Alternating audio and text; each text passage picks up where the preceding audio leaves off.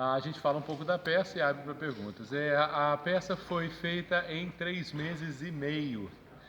E a gente saiu da palavra self, que era tudo que a gente sabia que a gente queria para a peça, era o título, era a palavra self. E aí a gente começou a improvisar em cima do tema com o Marcos Caruso, a Dani Campo. Achamos uma história, uma linha central que a gente queria contar da história do Cláudio.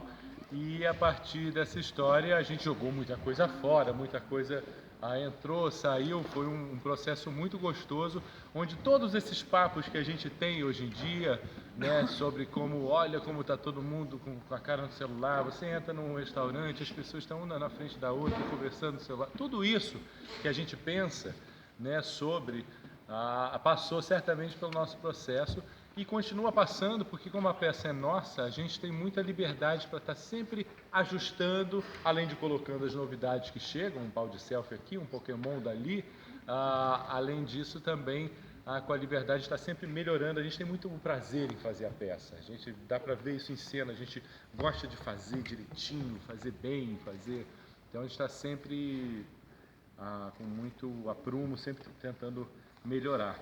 Estreamos em 2014, no Norte Shopping, a gente estreou no Norte Shopping, Zona Norte, depois foi para o Leblon, fizemos em São Paulo, e já estamos rodando no Brasil, já fizemos em Portugal, fizemos nos Estados Unidos, estamos aí pela apresentação 300 já. Por aí. E quando a gente começou a pensar em fazer a peça, a gente chegou a pensar em fazer uma peça tecnológica, ou seja, além de falar de tecnologia, botar um telão em cena, botar vocês para interagirem através de mensagem, de celular e tal. E aí, sabiamente, o Caruso falou, não, calma, peraí, vocês têm um trabalho, esse trabalho de mímica e teatro físico já é um trabalho que eu e o Matheus a gente já desenvolvia de antes, assim. Eu fiz um curso na Inglaterra alguns anos atrás, há uns 15 anos, e aí a gente já tinha feito 2 trabalhos dentro desse formato, com palco nu, através de mímica e tudo mais e tal. Fora que o Miguel já dirigiu espetáculos assim também. Dentro desse formato também. Então o Caruso falou, não, peraí, vocês têm esse trabalho, não vamos tentar competir com a tecnologia, vamos fazer um trabalho sobre tecnologia, mas de uma maneira que só o teatro pode fazer, né? De uma maneira estimulando a imaginação de vocês, né? Nunca vou esquecer quando a senhora veio para mim e falou, gente, eu adorei aquela mesa de vidro que vocês fazem. É demais. Falei, minha senhora até ontem era de madeira para mim. Agora ela é de vidro.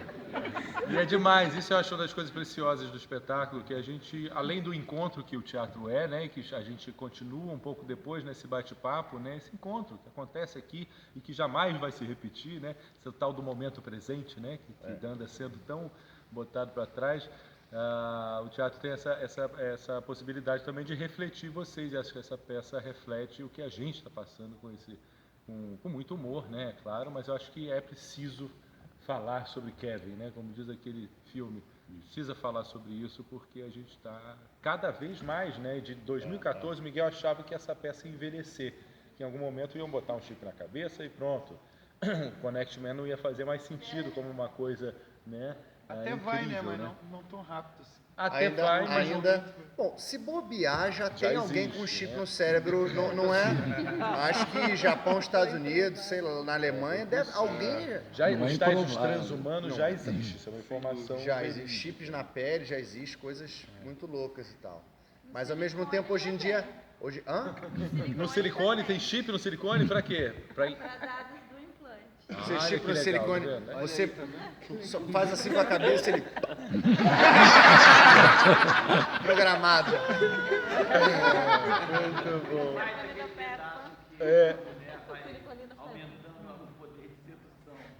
Pois é, né? Pode ir aumentando com o chip, né? Quais perguntas vocês querem fazer? A gente tem pouco tempo, Digam aí. infelizmente. Fala, meu Eu cara. gostaria de saber assim, quando vocês falaram agora, vocês falaram, nós começamos o projeto. Da ideia para o texto. A ideia é de vocês, e aí a partir da ideia vocês buscaram alguém para escrever, alguém para dirigir, o projeto nasce com vocês ou tem uma interação já com o autor e com o diretor? Pronto. Assim, 2014, quando a gente começou a pensar sobre isso, foi o Carlos Grum, nosso produtor. A gente já tinha trabalhado junto antes, ele falou, poxa, por que vocês não trabalham? Vamos fazer um negócio junto de novo e tal. vamos fazer sobre a palavra selfie. A gente chamou o Caruso. Por que a palavra selfie? Porque a palavra selfie tinha sido eleita a palavra do ano no ano anterior. 2013. Assim, esse 5 anos atrás. termo tinha surgido e só se falava disso e tal. E aí a gente chamou o Marcos Caruso para dirigir e falou, cadê o texto? A gente falou, a gente não tem, só tem o título. Chamou ele e chamamos a Dani Ocampo, que é nossa parceira de tablado de anos e que escreve para os humoristas da Globo, Tá escreve no para ar. teatro. E aí a gente se juntou, os 4, e a gente queria improvisar de cara. O Caruso falou, não, peraí, vamos escolher a história, vamos sentar aqui pelo menos uns 15 dias e desenhar qual é essa história. Igual, enfim, brainstorm mesmo, fomos jogando tudo ali, fomos desenhando essa estrutura, só narrativa assim, simples, só uma escaleta. Quando a gente tinha essa escaleta quase toda, a gente começou a improvisar. Uma escaleta, mas uma escaleta Pode confiar em que mim, era- a memória dele é confusa. Pode confiar. Uma escaleta Ele que sempre faz essa cara, mas se você for lá ver, não tá, é do jeito que eu falei. Você vai ver. Pode ver. A escaleta de uma história que mudou enormemente durante o processo, jogou muita coisa fora, muita coisa entrou. Numa boa parte tinha todo um outro paralelo da história, quando a gente começou a improvisar ainda tinha que caiu e tal. Mas assim, o importante é, primeiro a gente desenhou e depois a gente improvisou, pelo menos até a cena do menino, da pipa, até ali a peça estava toda estruturada e a gente improvisava cada cena, assim. O Cláudio vai chegar na casa da mãe e vai sair de lá sem informação nenhuma. Aí a gente improvisava, inclusive revezando, ainda não era fechado. Quem ia fazer quem? Matheus fez a mãe muitas vezes, eu fiz o Cláudio muitas vezes, eu fiz a mãe, a gente ia trocando. Aí em algum momento a gente definiu que seria assim. Ele faria O Caruso achou importante, aliás, o Caruso foi de enorme importância também para o texto, porque, se alguém aqui não sabe, mas ele escreveu Trair e Coçar é Só Começar, uma peça que está no Guinness Book dos Records, a terceira peça há mais tempo em cartaz no mundo.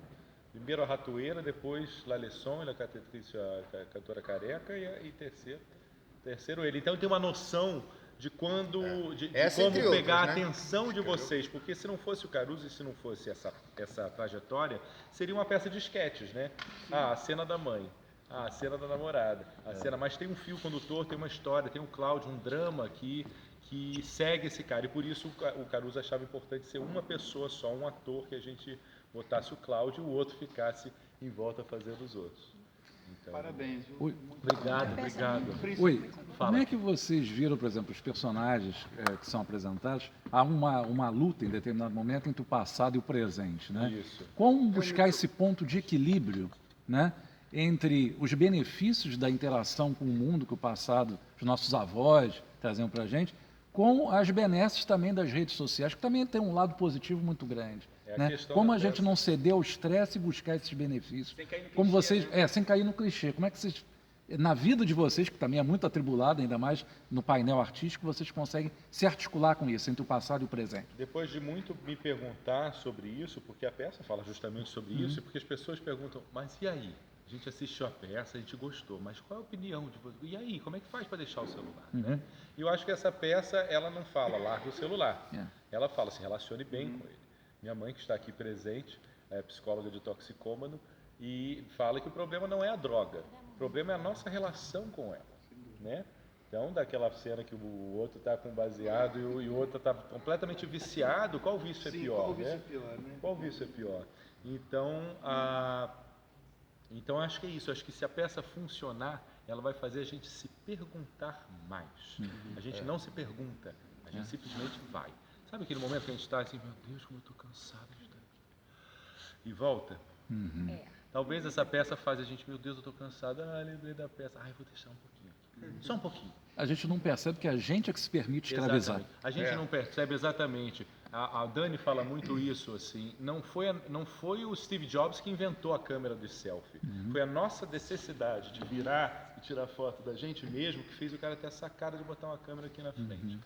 Então é o nosso desejo que impulsiona isso. E por isso a gente tem que frear também, conseguir pensar sobre Lá em... isso. Peraí. Perdão, desculpa. Não.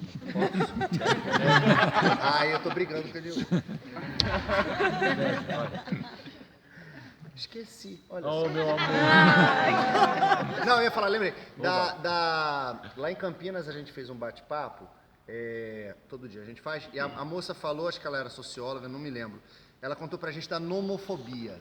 No mobile fobia, que já é uma síndrome, enfim. E que nos Estados Unidos, no Japão, já tem muita gente sendo tratada disso, são as pessoas que têm crise de pânico, ataque de ansiedade se o celular acaba a bateria, se esquece em casa e tal. Ou seja, não é realmente mais possível para essas pessoas ficar sem celular. É uma síndrome. As pessoas estão doentes. Estamos. E eu acho que a gente está perto, né? É um pouco perto E as disso. pessoas que não têm redes sociais, a gente olha assim, você não tem Facebook, É. Instagram, A gente precisa ser alguém no mundo virtual, né? pode, né? A pessoa não tem. Isso é possível. Exatamente. Se a gente não é alguém no virtual, a gente não existe no real. né? E mais uma história também, teve um cara, acho que foi lá no Nordeste, que ele contou pra gente que ele, todo ano, ele tira um mês e fica sem tecnologia. Durante um mês, né? Eu faço um ramadã tecnológico. Sabe aquele negócio dos árabes? Eu faço igualzinho. A gente, porra, um mês, impressionante, um mês.